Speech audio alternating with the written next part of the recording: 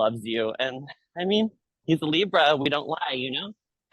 Libras do not lie. Did you take We Paul? do lie. Well, I'm like a Gemini, so I don't even know what Geminis are supposed to be, but that's a whole nother story. Love a What Gemini. about, I mean, did you take Paula up on her offer to sleep at her house? And what does the sleepover at Miss Abdul's house look like? No, I did not take her on her offer. As my manager, Gina, from My Best Judy, will tell you, I'm very weird about other people's spaces and their living situations.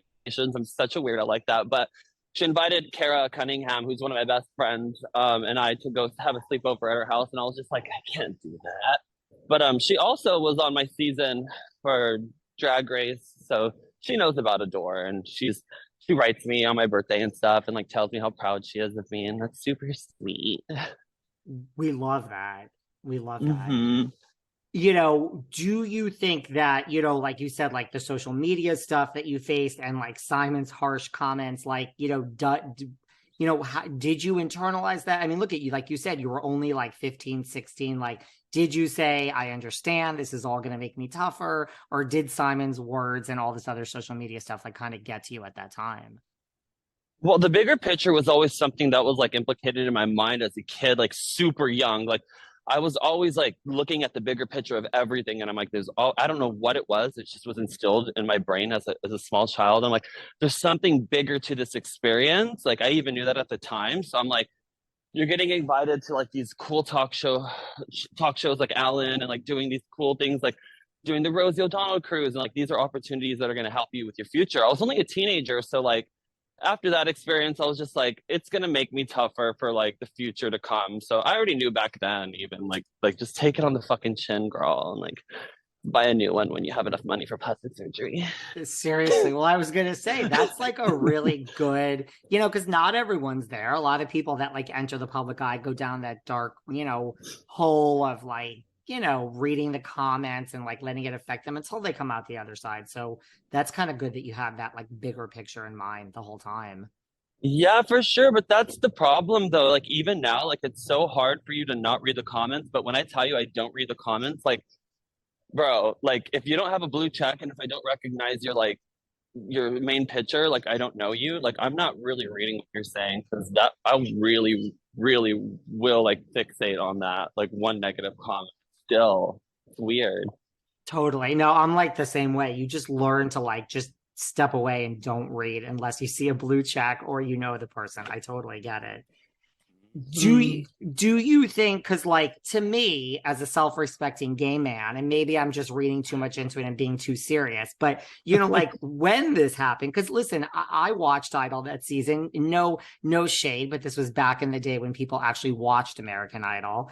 But Mhm. like the comments that were coming from Simon to me were kind of geared towards like our society's middle America's definition of like gender norms and what like a quote unquote boy should be. And to me, it seemed like, a lot of it was because, maybe you were what Simon considered like flamboyant or, what I mean? Like, do you think that was true? And like, do you think like as a society, we have moved the needle since then now in 2022?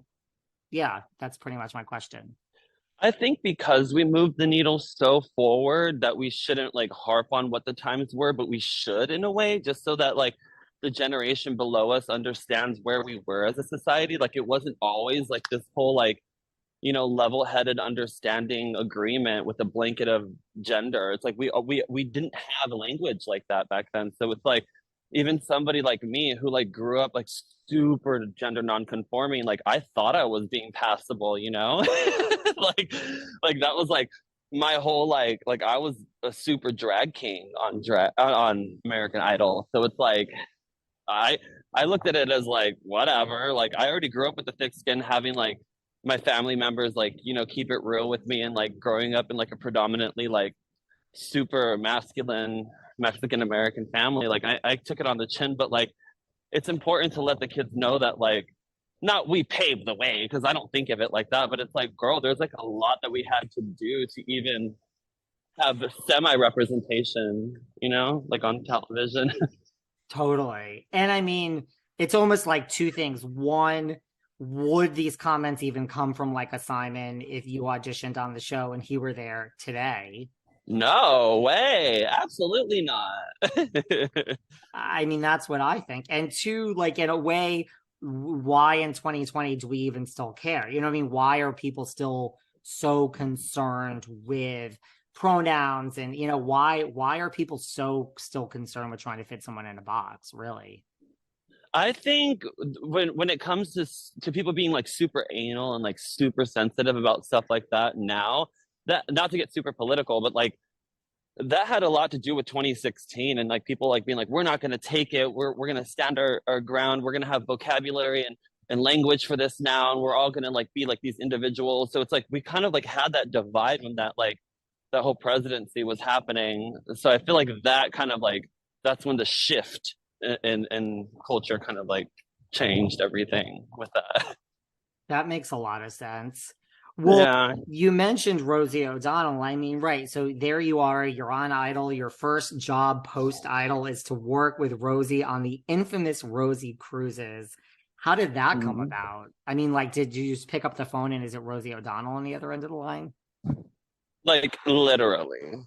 Yeah. Really? Like she made like a video on like TV and then like got my number and like called me personally and I talked to her for like an hour and she was just so lovely and it was one of the coolest experiences. Like I treasure those friendships that I made on that cruise. Like I still like that's where I met Ross Matthews for the first time and like Frankie Grande and we're like still friends and it's like we were kids when we met. So it's like that experience in itself was like the first experience that I had away from being a teenager in a small town, suburb town that wasn't really accepting of like the queer history.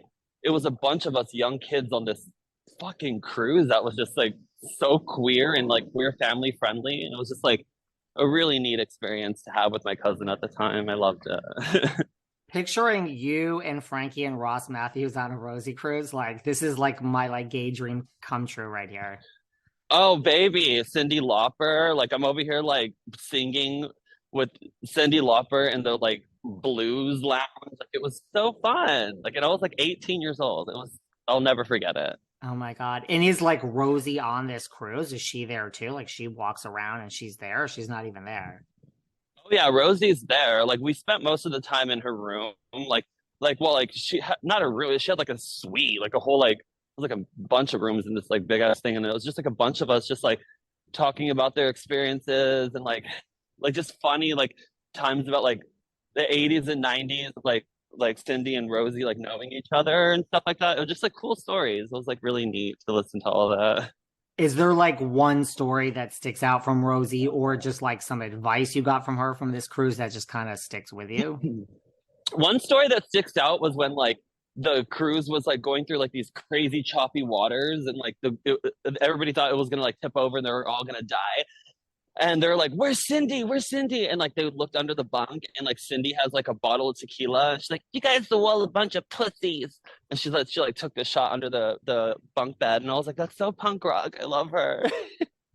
You're like, I love this. That's Yeah, that's so funny. What about, yeah. because you mentioned you were on the Ellen show, you know, which I mean, Ellen, you know, has a